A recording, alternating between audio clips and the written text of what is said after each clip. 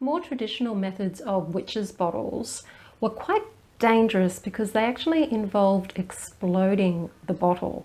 But in modern times, we've become a lot more considerate about health and safety, and we've developed a method of working with witches' bottles that's not so dangerous, at least for the witch anyway. And I'll tell you all about that in this video.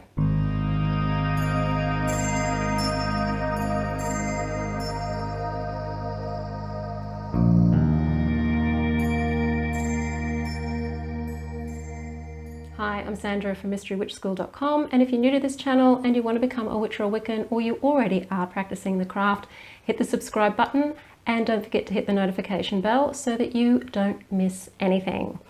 In this video, I'm talking witches' bottles, and I'm also going to show you a really basic witches' bottle recipe. So traditionally, witches' bottles were things that a witch would use to reverse a curse that may have been placed upon her or him.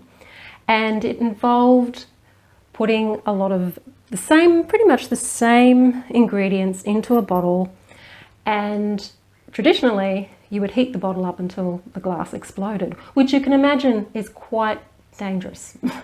So in this day and age, we have worked out ways to have the same effect in regards to reversing curses, or mostly nowadays it's more to do with prevention and protection, and have found safe ways to work with a witch's bottle. Witch's bottles are really quite simple. They're probably one of the most simplest things you can do magically these days, and they're 100% designed to keep you safe and also to keep your premises safe as well.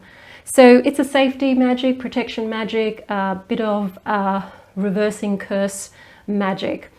And what goes into your witch's bottle in this day and age is also changed.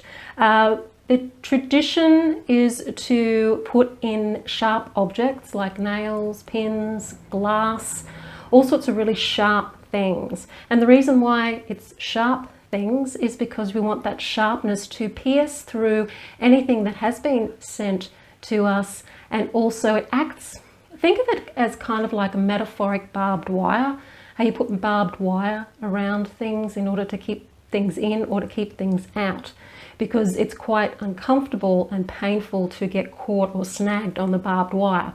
And that's kind of the analogy with regards to the witch's bottle, where you've got all of these sharp objects that can be quite unpleasant if you were to pierce your skin with them. And so metaphorically and magically, in regards to correspondence, which we use a lot in the principle of correspondence, which we use a lot of in magic, those sharp objects are there to pierce anything or to stop anything or deter anything that might be coming our way.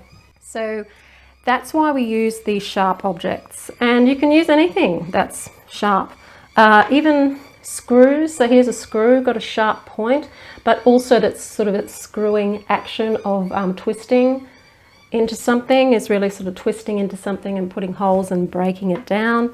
Your nails, of course, have a sharp point on the end, pins, drawing pins, and you can also use, as I said before, glass.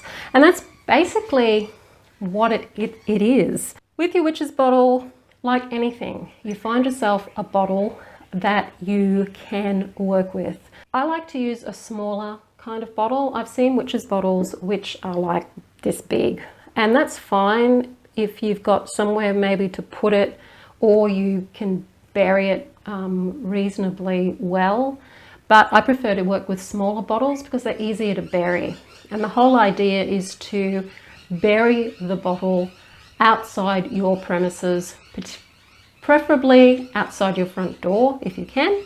If you don't have a garden or anywhere to bury your bottle, you can use a pot plant. Or if you can't even have that, then you could possibly construct a box to put your witch's bottle in and sit it by the front door. Or if you live with other people in a share house environment and you don't want to people to know that what you're doing or what that is, then you can just put it in your bedroom. So you can do it that way without necessarily having to have a pot plant or burying it. But the tradition is burying it, and burying it is probably the best way to go. So you've got your bottle. You cleanse and consecrate your bottle like you do anything that you're going to start working with, so that it's nice and clean. You tell it what it is you want it to do. So you could say, with this witch's bottle, I now cleanse and consecrate, remove all malefic, replace with benefic. I use this bottle to protect myself from all negative intent or negative phantasms, curses, hexes, spells placed against me, either consciously or unconsciously, deliberately or not deliberately. Then you're ready to place your nails in, and you basically just do that. You're just putting stuff in your bottle while you're connecting to it as like you're building that barbed wire fence. You fill it pretty much up to maybe about halfway with your nails and your pins. And this is where it gets different. In more modern times, I've seen that people recommend that you fill the bottle up full of water.